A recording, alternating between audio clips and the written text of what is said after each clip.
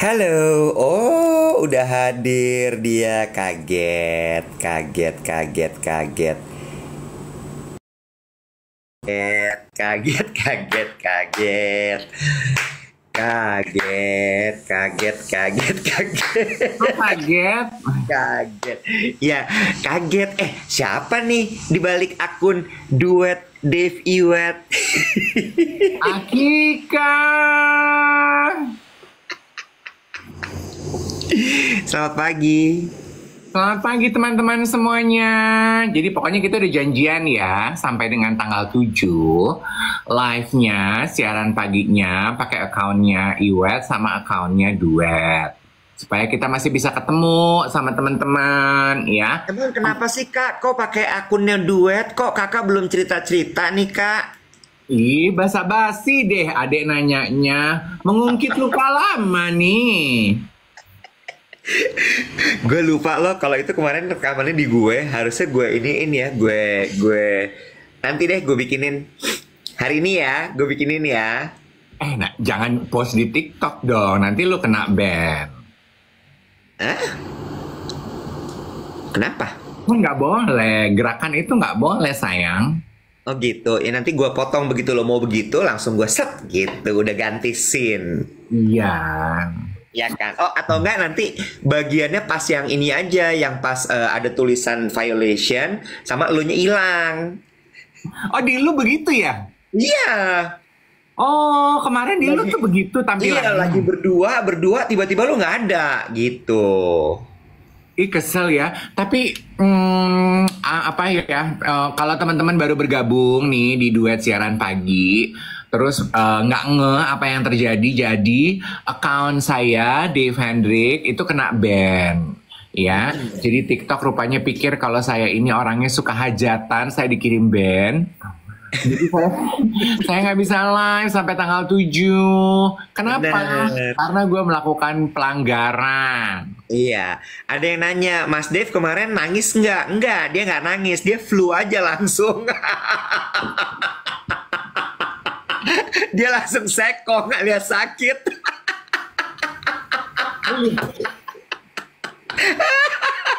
Gue pas lu bilang gue meriang nek, gue langsung gini, wah kena mental nih dia. Dave tuh guys, Dave itu kalau kena mental bukan dia depres, bukan dia mengurung diri di rumah, enggak, dia anget badannya. Kayak anak kecil ya. dia badannya anget. Katanya imun tubuh langsung drop. Aduh. Dia nggak nangis, dia mah kuat. Dia kan agak tambang ya. Nggak, dia nggak nangis, dia nggak sedih, dia nggak apa, nggak. Dia anget aja badannya. Bakteri langsung disambut di badan gue. Aduh, ya ampun. Sebentar, si Sarah Tobing sama Marco Randi kan lagi 40 jam ya. Lo nanti ya guys, abis ini lo pada nonton deh. Lagi lucu-lucunya, Bo. Kan lagi halu ya. Jam-jam ini tuh lagi halu, lagi belum, lagi lo lagi badan lo tuh mulai anget karena kurang tidur. Gila, gerambyang. Lo tuh nggak ngobrolnya gerambyang. Ya, Oh, udah mulai ngalor ngidul ya? Iya. Ya kayak kita aja kalau kita begadang gitu, misalnya Iya. dapat tugas deadline atau habis pulang disco, terus besokannya langsung ke kantor, kan pasti pagi sama siang tuh ngomong ngaco. Bo, bukan lagi, Bo. Ini tadi dari jam, gue tadi bangun tuh gue kebangun gara-gara kepikiran mereka, jujur. Terus abis itu gue kebangunnya tau gak lo gara-garanya apa? Si Sarah Tobing ngadep ke gue bilang, Mas Iwet maaf banget, aku kambuh, aku nggak kuat. Gue bangun langsung. Oh, Gue pikir batal 40 jamnya, Bo. enggak. Kemarin. Gua Oh, aman, begitu mimpi gue mimpi. lu saking ku kepikirannya sampai ke bawah tidur ya, ke bawah. Iya. Iya, terus pas gue nonton jam 3.30 tuh lagi ngerambyang mereka. Ya, Bo, si Guf baik banget, Guf perdana. Kenapa? Jadi ternyata Goof itu sama Sarah tuh deket banget. Loh ya iya kan produksi video-videonya mereka itu Iya. satu. Iya, terus abis itu Goof nemenin dari tengah malam itu sampai pagi. Nah itu adalah definisi teman sejati. Lu dong buktikan kalau lu teman sejati gue. Kawan gue di band, lu juga di band dong. Ya, nggak gitu cara mainnya. Gue nggak suka band, gue sukanya kolintang.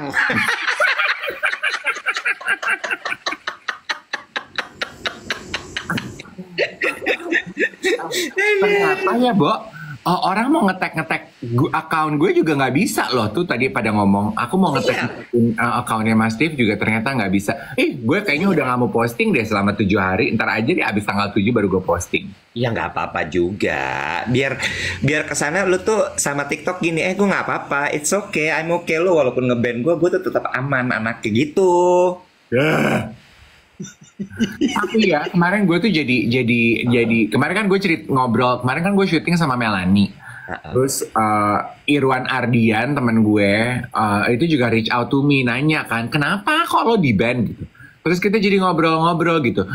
Oh ternyata ya Iwet ya. Terus ada beberapa geng duet juga. Udah aku udah appeal nggak bisa, udah dapet jawaban. Sorry. Dia flu guys. Dia kena flu lagi. Kena mental dia. Udah apa?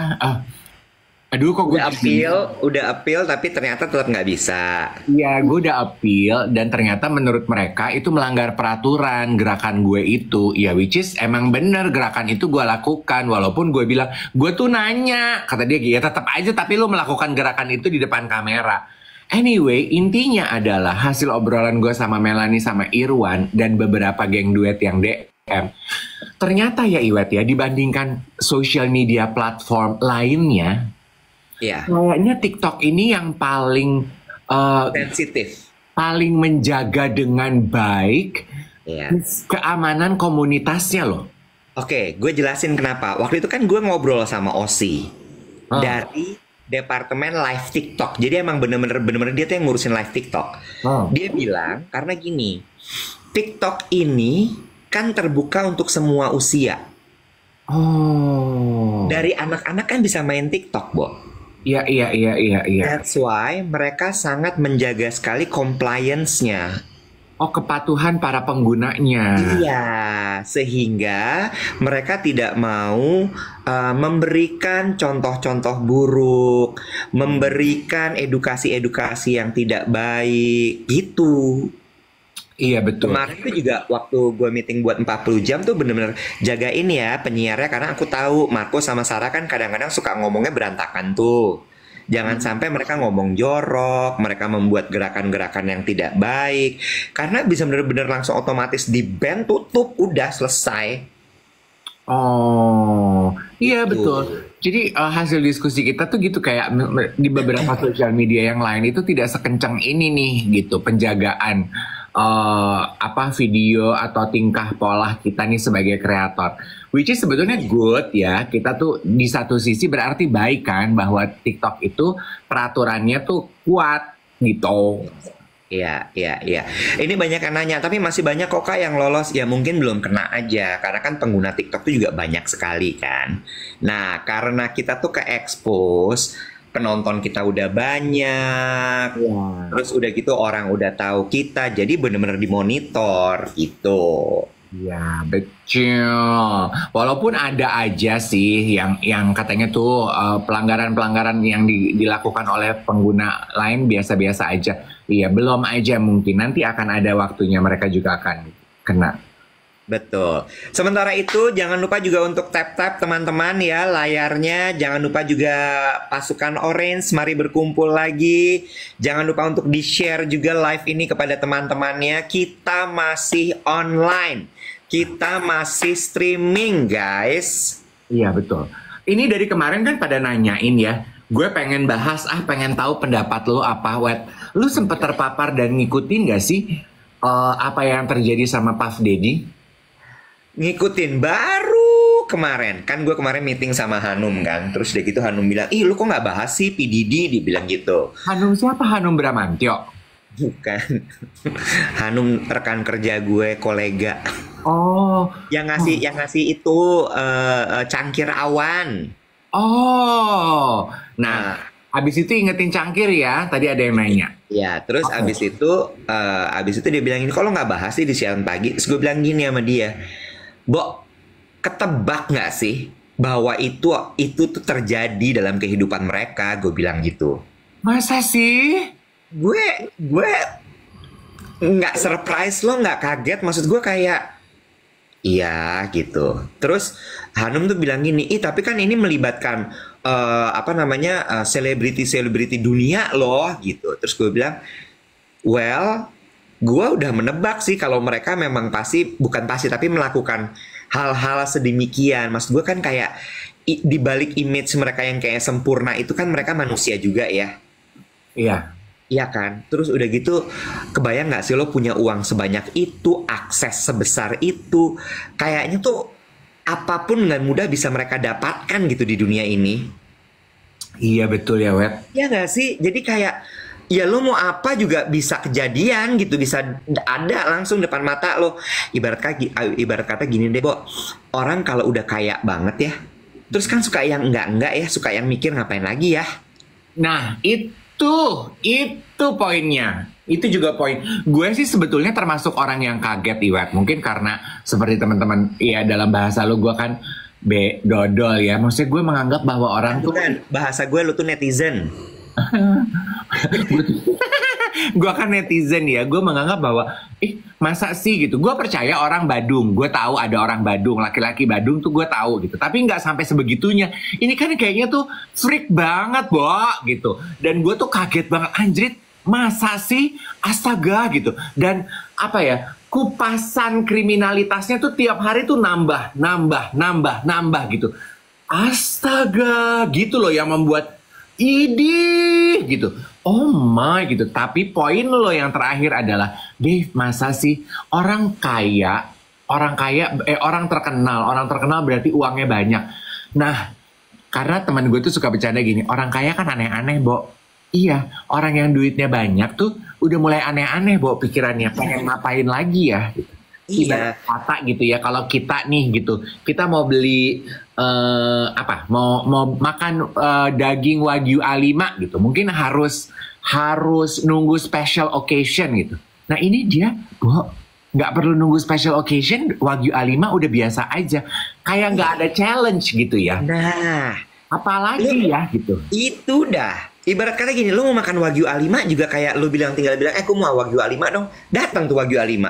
Oh, Iya kan? Sehingga iya. akhirnya gitu tuh, jadi yang kayak either lo jadi berbuat baik banget, berderma banget gitu ya. Heeh. Atau lo aur-auran aja udah. Ya kayak udah bingung lagi, gue mau ngapain lagi nih ya. Iya. Gue udah Iya. terkenal seluruh dunia. Udah. Uang gue udah banyak gak berseri. Udah. Iya. Gue udah cantik banget, udah. Gue udah cakep banget, udah. Walaupun gue gak cakep, tapi perempuan mau semua sama gue, udah. Iya. Bener gak? Gue maya pada sama perempuan udah. Pengen nyobain maya pada sama laki-laki gitu ya. Maya pada sendirian udah. Mau berdua berdua udah. Pengen nyobain dong berdua belas. Woi, vokal grup. Iya kan, Nek? Ember. Iya kan? Terus udah gitu gini, ada bintang baru tuh lagi terkenal banget di YouTube. Gue panggil deh. Dateng.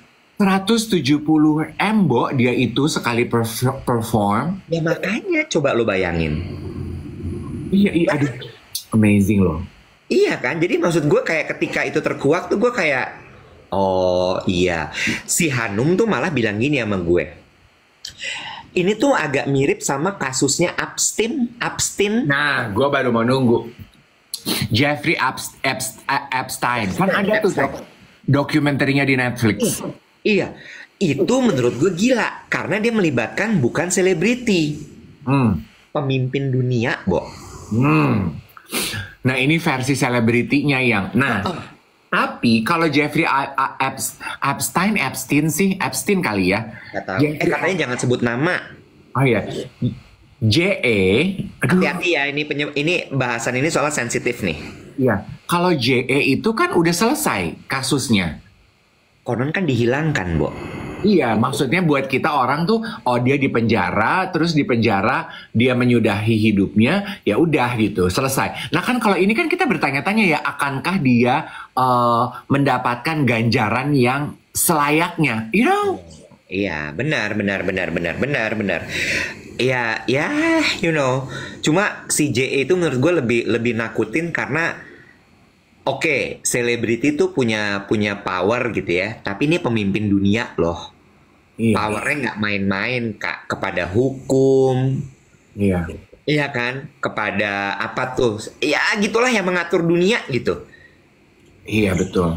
Iya kan? Nah, ini kalau kalau yang kasus PD ini ya kita lihat lagi lah kayak apa nanti gitu. Tapi kan si baby oilnya itu kan berdasarkan pemberitaan, lo tahu kan fungsinya buat apa? Lubrikan. Bukan, dia lumuri di lantai Terus? supaya pada saat acara berlangsung orang nggak bisa pergi, nggak bisa kabur. Mana licin? Iya, Oh, gue sih ngelosor kalau udah kayak gitu. kayak Melly Guslo udah di konser ya, say. Lu udah lihat videonya? Udah. Lucu banget ya. Astaga. Itu menurut gue lucu sekali loh. Tapi ya Iwet ya, komentar terakhir gue mengenai kasusnya PD ini adalah kan juga ada tuh ya udah dibikin film tuh news anchor sexual harassment di dunia pekerjaan dalam dunia news anchor dan itu terjadi kan. Gue mau bilang gini, emang hebat anak-anak zaman sekarang tuh ya. Kalau kita hidup di zaman dulu, Wet, peristiwa kayak gitu tuh, kita sebagai junior dilecehkan oleh senior, kita kan diam-diam aja dan terima-terima aja, iya nggak, Wet? Ya, Kita pikir ya. itu normal. Kita Ya. pikir itu memang caranya bagi kita untuk bisa diterima di lingkungan pekerjaan. Iya apa enggak? Ya, Kan gerakan Me Too, gerakan Speak Up, gitu-gitu tuh kan karena anak-anak muda zaman sekarang. Mereka yang melawan, enggak, itu nggak benar. We need to speak up, itu nggak benar. Iya kan, Web? Ya. Jadi keberanian anak-anak zaman sekarang tuh menurut gue, lu hebat loh. Lu tuh hebat, tau nggak lo?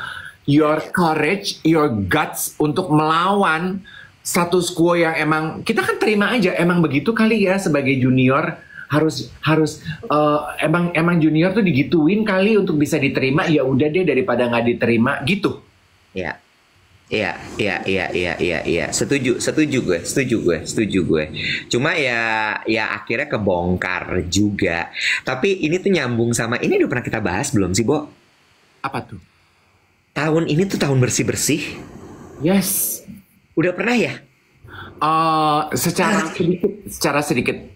Iya kan, kayak kayak semua tuh kasus-kasus dibongkar. Iya. Terus orang-orang yang kayaknya memang ternyata tidak perlu-perlu amat dalam hidup kita, terus abis itu di sama alam semesta disingkirkan, Ya, betul. jauhkan gitu. Jadi gue kayak, oh ini kayaknya emang caranya alam semesta ini bersih-bersih setelah kemarin pandemi ya. Pandemi itu kan juga kayaknya kayak bersih-bersih massal gitu ya. Yes, Iya betul. kan? Gue Jadi setuju. kayak, oh ini nih kayaknya emang tanda-tanda kali ya. Iya, betul, betul. Tahun bersih-bersih. Dan benar apa kata teman-teman yang komentar, generasi muda itu jadi lebih lantang speak up karena ada wadahnya. That is so true. Kalau dulu kita gitu ya, dilecehkan oleh senior kita, mau cerita ke siapa, Bo? Cerita ke sesama junior? Paling dia cuma, aduh sabar ya, Bo. Cerita ke atasan kita bisa nggak dipercaya. Kita mah diem-diem aja, terima-terima aja, nerimo-nerimo aja. Ya. Iya, iya benar. Nah, ini untuk yang baru join, maaf agak patah. Kita mengucapkan selamat datang dan selamat pagi. Ada yang nanya, ini lagi bahas apa sih Kak? Kemarin kan pada request minta kita bahas PD alias PDD. Ini kita lagi bahas sedikit gitu. Tadi kita bilang bahwa kalau gue pribadi gue nggak kaget dengan ini. Kenapa? Ya logikanya orang kalau udah kaya banget, udah terkenal banget, suka bingung Kak mau ngapain lagi. Akhirnya yang gitu-gitu tuh dibikin sama dia gitu. Terus abis itu tadi kita juga bilang bahwa ini kayaknya emang lagi tahun bersih-bersih. Jadi semua kasus-kasus tuh kebuka gitu ya. Dan banyak juga mungkin sebagian dari kita yang mengalami bahwa ada orang-orang yang akhirnya menjauh dari dalam hidup kita gitu. Nah ini jangan lupa di tap-tap layarnya, di-share ke teman-teman. Walaupun Dave akunnya lagi ke ban, tapi kita masih bisa tetap siaran menggunakan akun duet DVET_Dave Iwet. Jangan lupa di follow tuh akunnya Dave yang lagi live ini ya. Iya, begitu. Enggak, ini bukan akun baru, ini akun buat punya duet aja, which is hebat juga loh si Iwet bikin account ini. Jadi kalau ada apa-apa kita bisa pakai ini ya. Iya, benar. Gue cuman mikir waktu itu gini, Bo. Kalau nanti kita udah banyak banget nih endorsannya gitu ya, langsung kita lempar-lempar gitu ke akun duet gitu, Kak. Tapi bener loh, kan gue bilang ini ke Melanie, Mel, moral of the story adalah ketika gue di band kemarin, lo harus punya account kecil, account cadangan, supaya kalau ada apa-apa lo masih bisa live siaran gitu. Gue mah punya, Kak. Oh, Second account kalau dia. iya, second account. Jadi anak-anak itu juga ada gunanya juga, maksud gue ternyata ya punya second account gitu ya, Neng. Kalau ini kan gue kan kagak punya second account. Lo punya nggak sih second account? Ya kagak lah, Mali. Oh. Ya udah, ini jadi second account aja lah. Jadi kalau ada Iya, apa-apa, knock on wood second account terjadi. berdua ya. Iya, Second account berdua tetap mau stalking ada namanya Dave Iwet. Ya, ketahuan juga. Nah, tuh, diingetin tuh yang Sama siapa? Mag, Hanum. Oh, Ma. Jadi Iwet, ternyata geng duet ini serius, Wet, mau PO, Mag. Jadi kamu bilang sama Hanung bikin Hanum, Hanum bikin Mag buat duet, nanti kita pakai, terus kita promoin kalau mau PO gitu, langsung ke nomornya Hanum. Apa? Akun Instagramnya Hanum Krisnina Hanum ya guys. Silahkan langsung dibombardir di sana ya. Lu seriusin dong, Nek, Hanum. Iya. Lu ketawa-tawa mulu. Jangan marah-marah. Konon katanya aturan TikTok terbaru adalah nggak boleh marah-marah. Kalau marah-marah di ban. Bo, kemarin gue tuh di Semasa ya. Itu kan juga ada yang pada jualan mag-mag gitu. Iya, benar. Itu penjual magnya itu nyolek gue loh gini. Mas Dev, kapan jual PO magnya? Aku juga pengen beli loh. Gue gini, ya ampun, lah kan kamu jualan mag. Aku bilang gitu. Nah iya, aku suka koleksi. Dia bilang, aku pengen kali magnya duet tuh. Dia penjual mag, Wet. Dia tukang jual keramik juga, Wet. Pengen beli mag kita. Ya udah deh. Kita ini ya, sepakat ada tulisan di dasar ya. Iya, jadi Hanum membuat desain yang khusus spesifik untuk merchandise-nya duet. Nanti bagi hasilnya lu obrolin aja sama Hanum. Lu tuh emang orang tua banget ya. Hanum tuh bukan tukang bikin mag. Dia bukan abang mag. Iya, dia artisan kan? Bukan. Dia siapa? Dia teman kerja gue di Phoenix. Terus kenapa dia ngasih lu mag? Ya gue ulang tahun dia kasih gue mag. Dia belinya di mana? Dia beli di Artisan. Oh, Artisan itu merek. Bukan. Artisan tuh orang yang bikin mag. Oh, jadi lu nggak ada kontak sama artisannya? Hanum yang ada kontaknya. Allahu Akbar, Hanum. Tolong dong di bypass informasinya. Capek banget nih. Udah 5 menit pembahasan. Lu tanya dong, Nih, siapa artisannya terus kontak. Gue deh yang kontak. Udah. Ya gue dapat helm Gojek. Grab. udah gue udah ngomong, udah dapat juga namanya. Oh, soalnya ada geng duet kita yang punya keramik-keramik di Bali gitu. Iya, udah nanti gue sama Hanum aja gampang. Tapi kayaknya geng duet senangnya yang berwarna-warna gitu ya. Iya, jangan yang warna mute gitu, jangan. Karena si cangkir awan itu kan lucunya karena warna biru ada awan-awannya gitu. Iya. Makanya kalau lo desain sesuatu sama gue warnanya mute. Iya kan, jangan. Hari ini tuh karena memang kita buat rame-rame, jadi harus yang berwarna gitu. Sumpah deh udah berhari-hari ini urusan mak nggak kelar-kelar. Emang Iwat ini Iya, harus diingetin terus yang gue lagi. sama. Kemarin lu lihat lu udah di kantor. Gue tuh sampai bela-belain live 30 menit loh pakai account duet ini. Udah, Udah kemarin sih. ambil make up. Lupa. Gue udah selesai dandan, gue gini, ya gue belum nge-live. Terus lo live deh tuh. Gue live udah selesai Terus? pakai baju. Terus jadi ngomongin masalah, gue tuh kan belakangan lagi sering syuting di SCBD, wet. Ah, Terus, did you know kalau SCBD itu parkirnya mahal sekali, wet? yang di SCBD Park yang mahal sekali. 100.000 loh. Tahu gue. Terus, adek geng duet bilang gini, bahas dong kak parkiran mall di Jakarta mulai dari yang paling mahal terus ke bawah gitu. Terus tadi ditagih gue, jadi bahas parkiran mall nggak? Terus enggak. Karena lo nggak pernah tahu kan bayar parkir berapa? Iya, sebentar ya, sebelum kita bahas parkiran, Nona Nata lucu banget idenya, bikin mug yang versi cuaca, berawan, hujan, cerah, petir gluduk. Oh terus pelangi. Iya, jadi Lucu banget. jadi biar bisa dikoleksi. Lucu banget, Me. Jadi lu belinya sesuai dengan perasaan sama mood lu. Iya, berawan, hujan, cerah, petir gluduk, pelangi. Lucu banget. Nah, nanti duet siaran paginya di dalam aja. Iya, bisa. Gitu. Ya, Cin. Ya, benar. Nah, balik lagi sekarang masalah parkiran. Kenapa? Jadi mau dibahas nih, parkiran dari paling mahal sampai paling murah. Blind box tuh apa sih, Bo? Aduh, jangan nanya-nanya lagi deh, Bo. Gue takut nanti begitu dijawab ternyata. Oh iya. Nah, parkiran. Menurut lo parkiran paling mahal mall berapa? Gue nggak tahu. Kamu pernah bayar parkir kan? Nggak pernah. Iwet kan ada supir yang kayaknya sekarang semua rata deh parkiran mall. Tapi SCBD Park itu area parkirnya memang paling mahal. Nah, setahu gue, si Cabi tuh suka bilang, kalau gue meeting di SCBD Park, dia selalu bilang, Mas, aku parkiran di lot berapa gitu, ada tempat parkiran di SCBD. Karena di SCBD Park ini parkirnya mahal sekali, kecuali lu adalah pengguna EV, electronic vehicle, gitu, mobil listrik. Nah, itu lebih manusiawi, katanya gitu. Makanya dari situ gue tahu bahwa emang berapa parkir di sini. 100.000 mas sejam. Oh iya, mahal banget sih kalau kayak gitu. Oh, lot 17 sama lot 7 kalau mau parkir.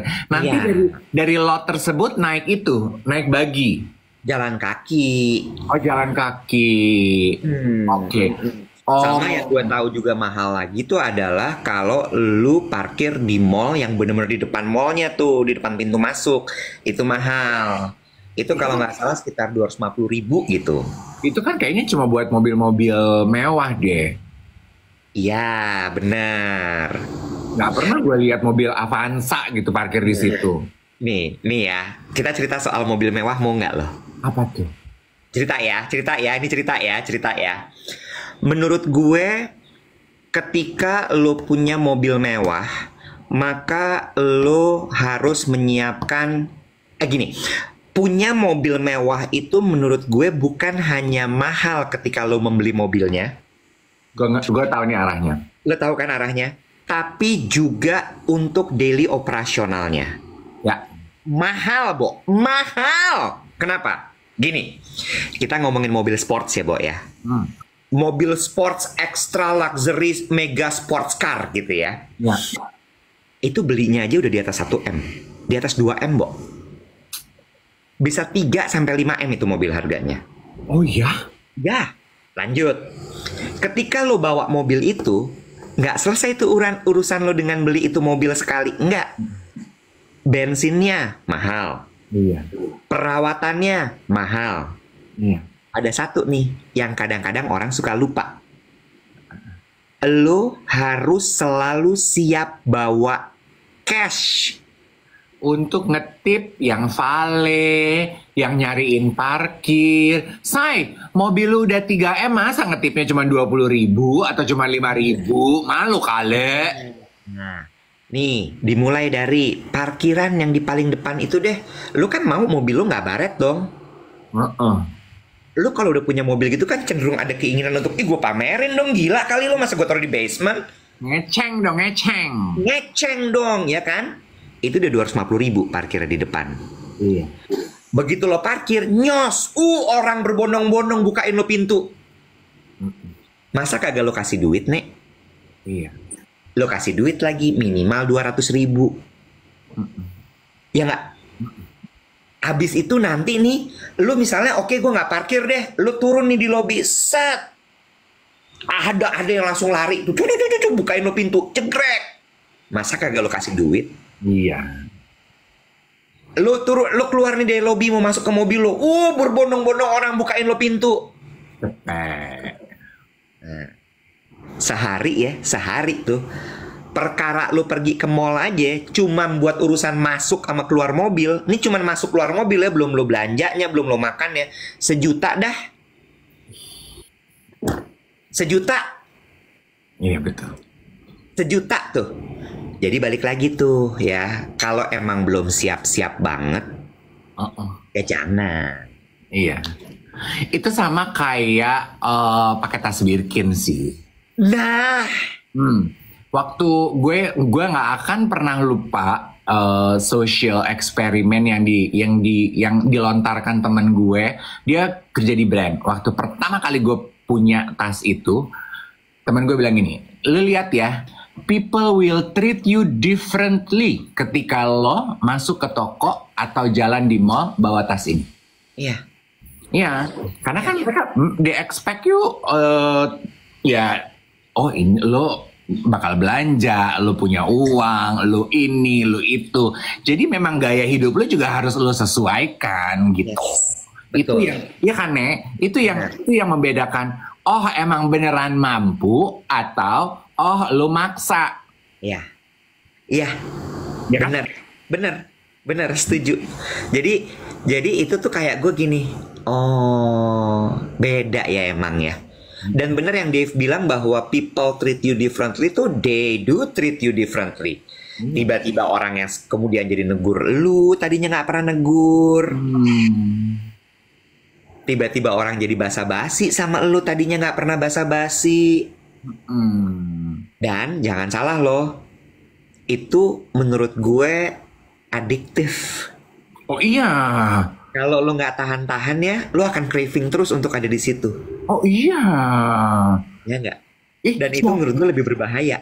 Siapa sih Wet orang yang nggak demen dilayani, gitu-gituin, diperlakukan istimewa begitu? Oh real, itu so real. Makanya terus balik lagi tuh yang gue bilang tadi kan, kembali ke pasal awal tuh cerita kita soal kasus PD. Ya, ketika lu udah sampai di titik itu tuh, lu udah bisa dapat semua, lu bisa ngetip orang tiap menit 1.000, 100.000, 200.000. Apa lagi nih ya? Itu ke Pak Dadi tadi ya? Iya, Pak Dadi. Kebayang nggak lo? Dia udah segala bisa yang. Iya. Makin gede tuh egonya. Iya. Makanya ketika lo pada bilang bahas dong kak, gue gini, aduh Mali, menurut gue itu mah udah pasti kejadian.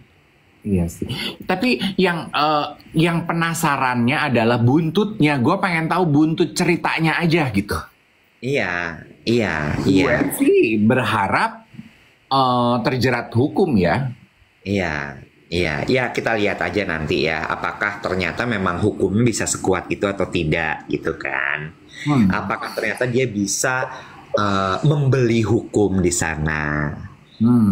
Ya, terus juga gue kan kemarin udah sempat di bongkar tuh nama-nama selebriti yang konon katanya juga terlibat dalam party-party itu. Kayak apa tuh nanti mereka nasibnya?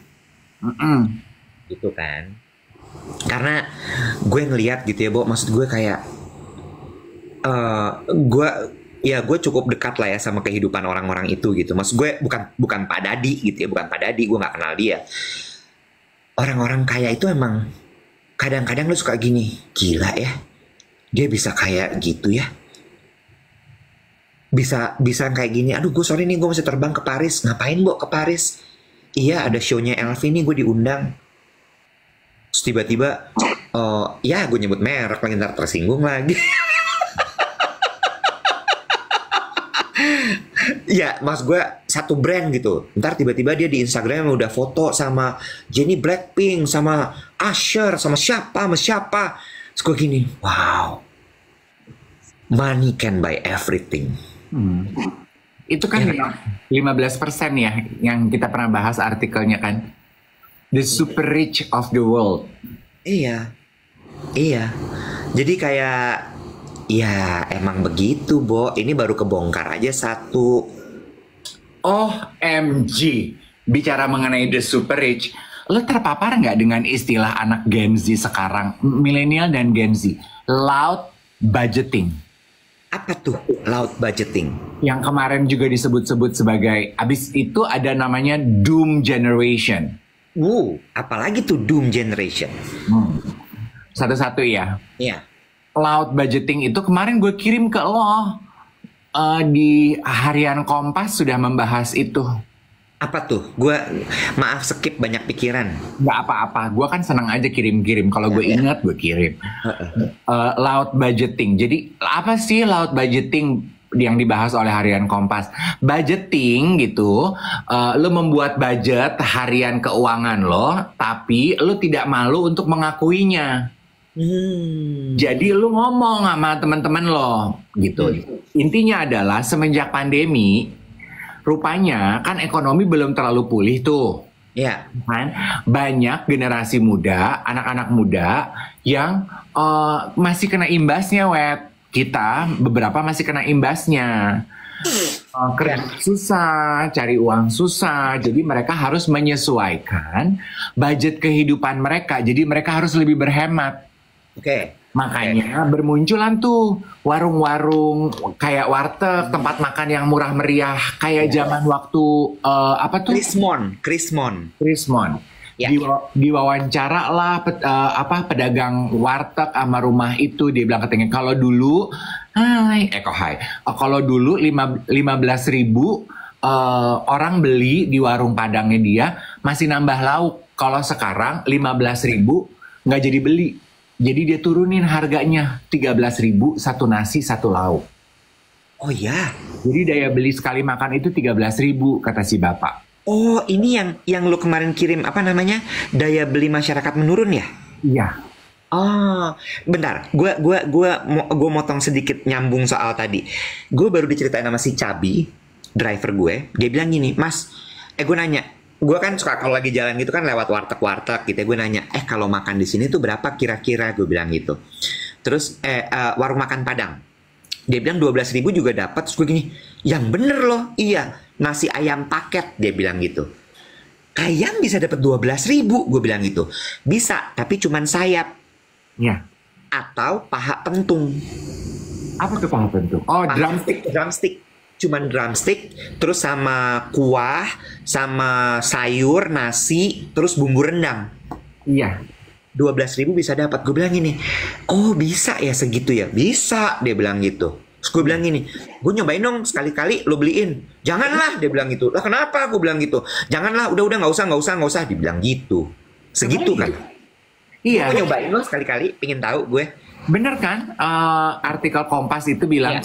Yang diwawancara bilang 13.000 dia harus bikin paket makanan 13.000. Dan semenjak dia bikin paket makanan jadi 13.000, katanya produksi nasinya dia jadi lebih naik. Tadinya cuma 20 liter sehari, jualannya bisa 27 liter sehari. Benar, karena katanya kalau orang yang daya belinya segitu itu yang penting kenyang. Iya. Nah, loud budgeting ini karena mereka harus menyesuaikan pengeluaran mereka, si anak yang first jobber, anak kuliahan gitu-gitu, Wet. Jadi kan harus ada yang dikurangin. Kalau jadi misal gini diajakin main yuk gitu, weekend yuk kita ke mall yuk gitu. ya jangan weekend ini dong, lu tahu kan, gua kan cuma bisa main ke mall sebulan sekali gitu. Jadi minggu depan aja ya. Oh ya udah, nonton yuk. Ada film ini nih. Ya jatah nonton gue udah habis. Bulan depan deh kalau mau nonton gitu. Jadi they are loud with their budgeting. Jadi udah nggak pura-pura lagi. Jadi gue kan lagi berhemat, Bo, gitu. Nggak ada duitnya. Budget jajan gue udah habis. Gitu. Ini loud budgeting. ngerti. Tapi ini tuh agak bertolak belakang sama hasil riset gue soal peer-to-peer lending. Apa tuh peer-to-peer lending? Peer-to-peer lending aka pinjol. Bahasa bagusnya peer-to-peer lending. Bagus ya. Iya, alias pinjol, alias pay later. Karena kalau di hasil survei kan gue lagi ngerjain ini kan, klien ini. Justru anak-anak di umur usia 20 sampai 35 tahun itu tuh dengan mudahnya adalah mereka satu pay later, satu lagi adalah si pinjol-pinjol itu, Bo.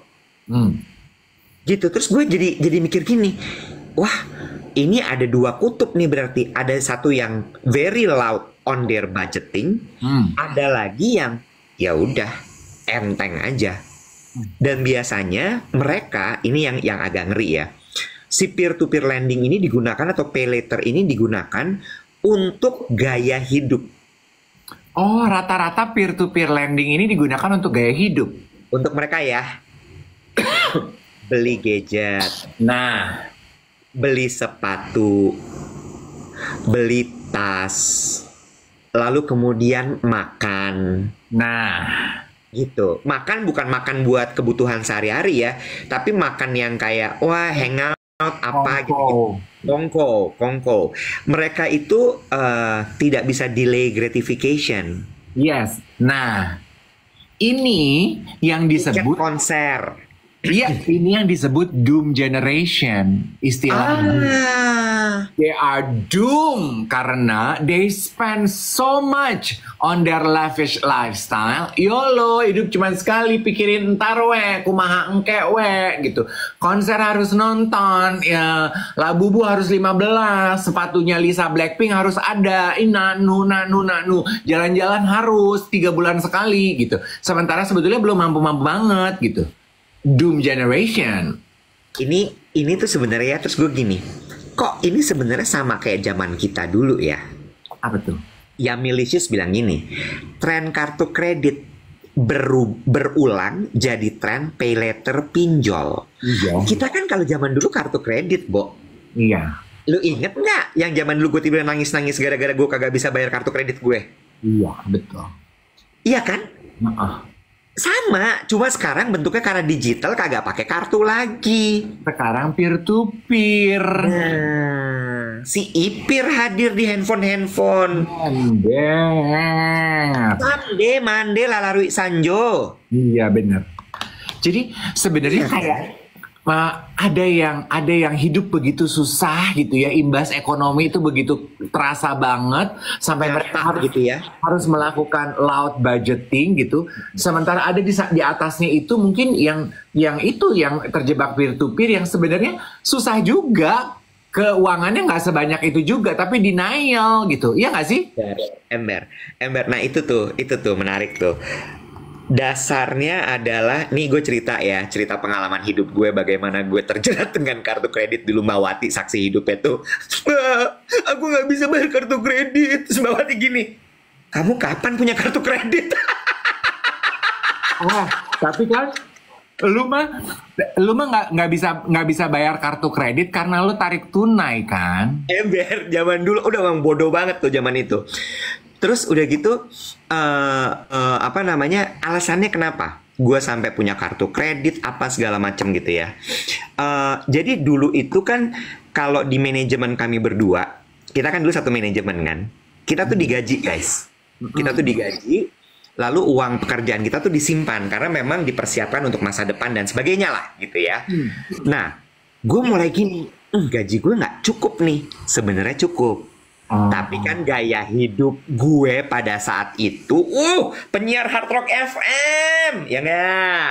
Ya, tiap weekend, Rabu, Jumat, Sabtu, clubbing, bener nggak? Ya, terus abis itu diundang ke acara-acara opening butik apa ini itu segala. Masa nggak belanja penyiar Hard Rock FM? Ya kan? Ya. Tidak. Ih, masa pulang dari mall nggak bawa tentengan, ya kan? Masa tak tok lenggang kangkung di mall? Mau nge-MC masa bajunya ngulang, ya kan? Oh, dulu kan gengsi minjem baju. Bener. Akhirnya gue inisiatif lah, gimana sih caranya bikin kartu kredit? Oh ya udah, lu cuma butuh slip gaji sama surat keterangan dari kantor lo bekerja. Oh gampang tuh, kan gue deket sama sekretaris program, gue minta aja sama dia, set, bikin. Ya, balik lagi tuh, dasarnya adalah tidak jujur pada diri sendiri. Sebenarnya nggak mampu. Iya, sekarang baru bisa ngomong umur 43 tahun ya. Umur 24, 23, ya Allah, boro-boro bisa mikir. Iya, betul. Ya, kagak kepikir, kagak nyampe tuh pikiran ke situ, kagak nyampe ke sini.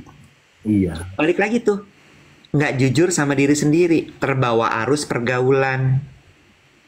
Ya, gue juga bingung gitu, temen-temen gue dulu bisa beli sebanyak itu barang dari mana ya? Apa orang tuanya ngempanin, apa gimana gitu ya? Iya, gue juga gini, kok dia bisa ya mabok 3 kali seminggu ya? Bingung ya? Bingung loh, bingung loh gue. Terus andai kata dia kerja ya, mereka pada kerja ya pada saat itu, berapa ya gajinya ya? Iya kan? Maksud gue, hitungan gue pada saat itu gue penyiar sore, siaran setiap hari, lumayan gede loh gaji gue. Iya. Bukan yang UMR, bukan. Dan zaman dulu tuh nggak ada sistem endorsement loh. Nggak ada. Lu harus bayar apa yang lu makan dan lu minum. Bener. Dan dulu gaji siaran itu nggak dipotong sama manajemen kita, full buat kita. Iya, karena sedikit. Nggak, dikit-dikit banget. Bisa buat hidup, Nek. Yes. Kalau gaya hidup lo pas ya. Talk to the hand. Ya kan, ini cerita pengalaman hidup sekarang. Iya, tapi come to think of it, gue juga sih, gue tuh bertanya-tanya loh. Ini orang-orang nih, tapi kayaknya itu juga yang terjadi di sekarang. Kalau sekarang kan kebongkar. Oh, orang-orang yang gaya hidupnya lavish tapi tidak mendapatkan support dari orang tua tuh ternyata peer-to-peer lending. Sama gue dulu suka ngeliat gitu ya teman-teman gue tuh, makanya gue terlibat tuh sama kartu kredit dulu. Mereka tuh setiap kali gesek kartu kreditnya nggak pernah mentok, Bo. Maksudnya mentok? Nggak pernah max, nggak pernah apa tuh namanya limit. Gesek lu sat, gue kayak gini.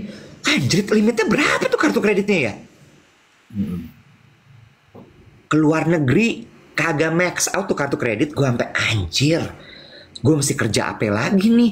KT selebriti, muka nongol tiap pagi di TV. Gesek kartu kredit, nit. Sorry.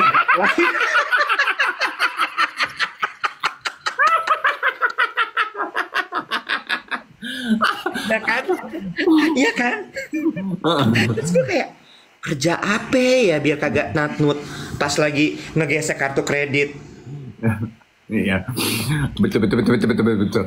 Tapi ya, ya betul. Jadi apa yang terjadi saat ini tuh itu ya, ada orang yang berarti gue lebih respect kepada mereka yang loud budgeting loh, Wat. Menurut gue ya. Daripada mereka yang peer-to-peer lending. Karena menurut gue yang peer-to-peer lending itu sebetulnya mereka nggak mau menerima kenyataan hidup.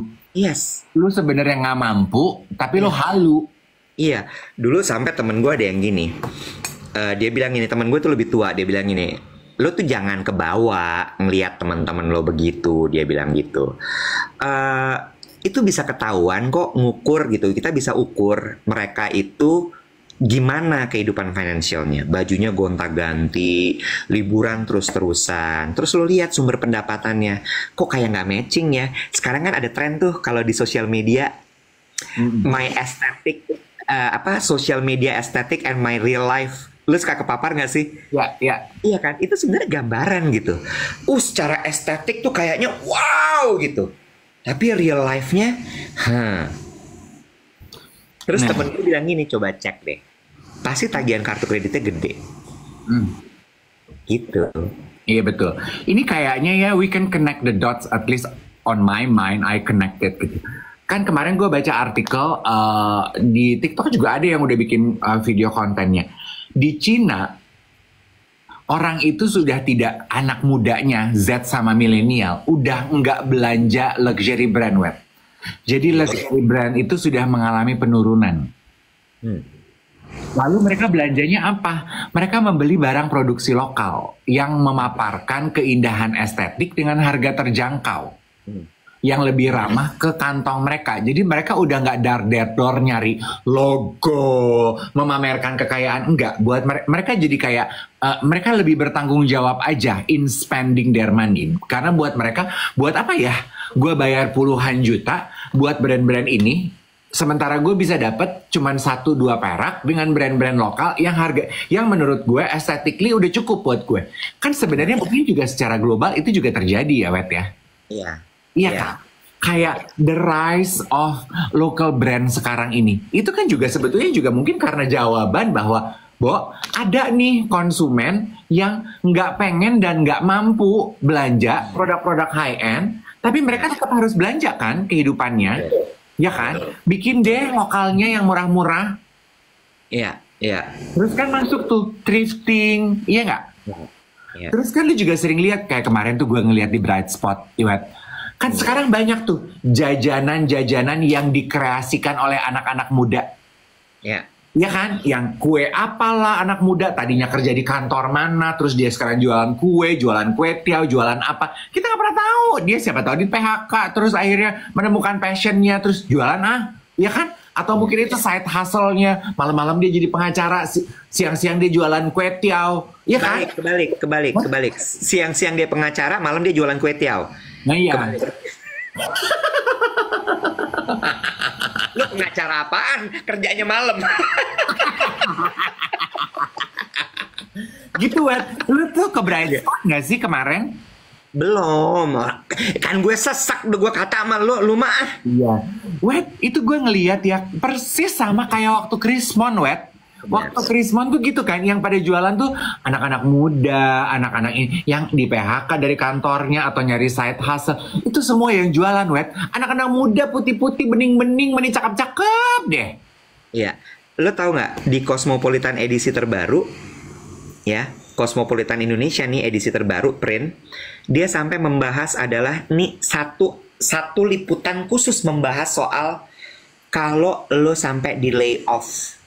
What you need to do terkait financial law. Yes. Masa? Liputan khusus. Lo ngerti nggak? Itu dibahasnya di Cosmo, bukan di Her World, bukan di Bazaar. Berarti kan ditujukan untuk anak-anak 20-an. Exactly. Karena mereka ini yang lagi kena banget sekarang, Bo. Nah, make sense dong dengan loud budgeting Doom Generation. Exactly. Lu punya print kopinya? Bahas dong besok di siaran. Besok ya. Iya, gue setuju. Gue sampai gini, gila ya. Karena kan ketika lo membuat majalah kan memang lo mengikuti apa yang lagi menjadi kegelisahan pembacanya saat itu kan. Dan ya kegelisahannya itu layoff gede-gedean. Sampai ya, ini kalau ini analisa gue gitu, dari beberapa konten orang di Bright Spot gitu ya, kan beberapa bikin videonya gini, aduh udah nggak kayak tahun lalu, sekarang lebih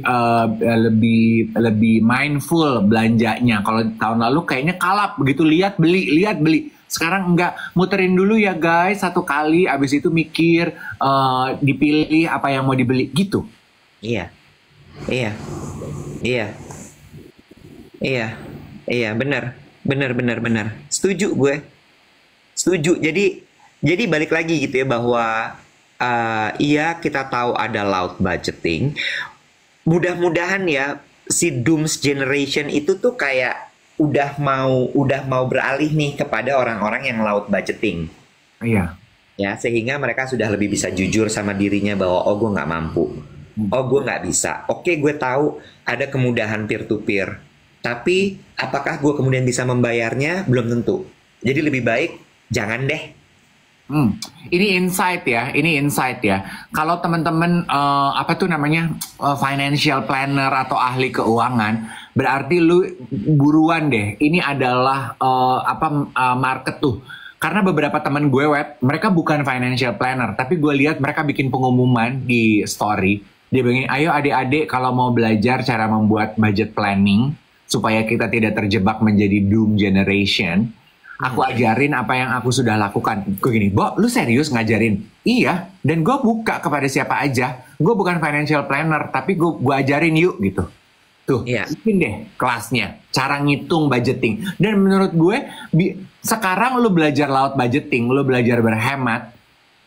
Nanti ketika ekonomi kita sudah membaik, itu bisa menjadi pedoman lu untuk bisa, you know, itu menjadi ya kan, Wet? Itu kan, it's nice to know loh. How to budget your life. Iya. Sama gue kayaknya pengen ngobrol sama Adrian Maulana deh. Hah? Oh iya, dia tukang ini ya. Iya, financial. Iya, financial planner. Gue tadi gini, kok Adrian Maulana gitu. Tapi maksud gue gini ya, Adrian Maulana itu kan rame juga kan diperbincangkan di jagat sosial media karena dari selebriti, raja sinetron, tiba-tiba kemana-mana naik KRL, naik MRT, naik ojek gitu ya. Maksud gue itu tuh juga menyelaraskan dengan apa yang dia kerjakan, tau gak lo? Iya. Ya, selaras gitu bahwa gue memanage uang orang, gue ya bicara soal financial banget, tapi kalau hidup gue lavish tuh agak aneh. Iya. Iya kan? Jadi ya gue seneng gitu kayak, wah dia nunjukin sesuatu yang menurut gue bagus nih. Nggak lavish, ya, tapi juga nggak susah loh hidupnya dia. Iya, jadi dia memilih untuk, nah, menurut gue ya, orang yang memilih untuk titik itu tuh jauh lebih bertanggung jawab ya. Iya. Iya. Poinnya menarik tuh, orang-orang kayak Adrian gitu yang memanage uang orang, tapi dia memilih untuk tidak hidup lavish, lebih terpercaya ya. Iya, bener. Lebih kredibel gitu. Kayaknya udah selesai tuh eranya. Orang lebih kredibel kalau berliannya dari ujung sampai ujung, turun dari mobil yang juga berlian, bajunya bling-bling gitu, kayaknya udah selesai ya era itu. Nah itu tuh maksud gue kayak mari normalisasi. Justru kita look up sama orang-orang yang nggak sengkredep gitu. Justru orang-orang yang kayak biasa aja tuh kayaknya lebih kredibel ya gitu. Iya. Ya kan? Iya, betul. Ya nggak sih? Menarik. Iya, karena kan dia memang pekerjaannya itu kan. Dia apa sih, wealth management ya. Dia memang mengurus kekayaan orang gitu. Tuh, tadi ada beberapa yang komentar gitu, suamiku, keluargaku, financial planner. Bilang deh sama suaminya atau sama keluarganya, bikin kelas financial planning untuk laut budgeting ini, supaya generasi muda ini pada dapat ilmu yang mumpuni gitu. Manajer investasi Adrian mah, aset management, sekuritas, iya betul. Wealth management kan itu ya kategorinya. Ini Adrian, ini bagus nih. Caca, Adrian Maulana, ego star syndrome-nya bisa ditata dengan baik. Dewasa, gue setuju. Yudhistira bilang gini, dua host ini awas ya kalau kesehariannya nggak pakai public transport. Gue tadi baca tuh. Iya benar. Masih lah gue mah. Gue beberapa kali masih naik MRT kok ke kantor. Waktu itu yang gue YOLO kan gue naik MRT kan pulang pergi. Memang tapi belum tiap hari. Iya. Dia EVP di Mandiri Sekuritas sekarang, Adrian. Iya, udah jabatannya udah tinggi. Tinggi banget. Tapi masih naik KRL loh, Bo. Iya, karena kan sebetulnya juga tinggalnya dia itu terstruktur ya. Dia kayaknya he plan his life very well. Exactly. Dia tinggal di tempat tinggal yang akses kendaraan umumnya bener. Iya, jadi sekarang lu ketika memutuskan mau tinggal di mana, lu harus mikirinnya begituan juga tuh. Benar, benar. Lu tahu kan kalau pejabat BUMN tuh dapat dapat apa namanya ajudan segala. Masa? Ih, Bo, dapat mobil dinas, dapat ajudan, sekretaris. Terus kalau dengan Adrian gitu berarti dia memilih untuk tidak berarti Pilihannya dua, antara ajudannya kagak ikut atau ajudannya nempel di belakang dia pas lagi di KRL. oh, repot banget say. Tapi kayaknya enggak sih dia, gue nggak tahu sih. Iya, kayaknya dia enggak deh. Soalnya gue suka lihat di video-videonya dia sendirian aja tuh. Atau jangan-jangan yang ngambilin videonya ajudannya dia. Ajudan. Tugas lo sekarang sebagai videografer ya, sama ngedit. Lah Pak, tapi saya pendidikan saya zaman sekarang mah harus bisa segala rupa. Jangan ribut, jangan komplain, kerjain. Daripada lu gak ada kerjaan, Gue risih ditempel-tempelin. Sekarang jadi videografer. Oke, Cin. Ya kan gue juga suka mikir kadang-kadang ini siapa yang ngambil videonya dia ya. Nggak mungkin dia minta tolong sama tukang ojeknya kan ya. Tapi itu juga ya, kayak Ian Hugen gitu, Anya Dwinov. Lu tau kan Anya Dwinov? Anya Dwinov kan sekarang di sosial media memposisikan diri dia sebagai itu tuh apa etiket pakar Guru etika, etika kehidupan. guru etika gitu. Antri di toilet gitu, siapa yang ngambilin videonya? Suka ada suaranya gitu. Bu Anya kalau mau ngantri di WC gimana tuh Bu Anya gitu. Atau naik MRT. Bu Anya kalau nyerobot antrian gitu. Siapa tuh? Ajudannya. Ya kan dia punya asisten gila. Oh, asistennya. Kalau Ian Hugen gue pernah lihat tuh, dia kalau nyari asisten dia tulis harus bisa semua. Ya. Ngambilin video, ngambilin foto, harus bisa nyetir, harus bisa ini. Aku nyari orang yang all in gitu. Iya benar. Jadi emang zaman sekarang tuh harus all in deh. Iya, all in dan all out. Sama sekalian harus bisa bikin paket nasi padang 13.000. Aduh capek banget. Hidup makin berat ya. Udah jam 8. Saatnya kita pamit, besok kita balik lagi. Aduh, Ya. ini tuh ada yang selalu memantau gitu. Yang nge-view 3,3, tapi yang absen cuma 309. Kayaknya 3K lagi goib deh. Nggak apa-apa ya. Goib atau tidak, terima kasih loh udah nonton. Ya sayang ya. Benar. Jangan lupa untuk follow akun duet DVET_Dave di TikTok dan juga di Instagram. Ya, kita ketemu lagi besok jam 7 sampai jam 8 sore ini. Tim YOLO akan hadir di live-nya Hard Rock FM jam 3:30. Ya. Ya, Setengah ya, gengs. Ya, lu nggak ikut ya? Ya. Flu. Lu pakai masker aja. Aduh, nggak. Tapi muka gue bengkak kan? Iya bengkak. Tapi gue udah tahu gue. Lu tuh kalau kena mental emang langsung ke fisik loh. Dia kalau kena mental anget badannya guys. Double.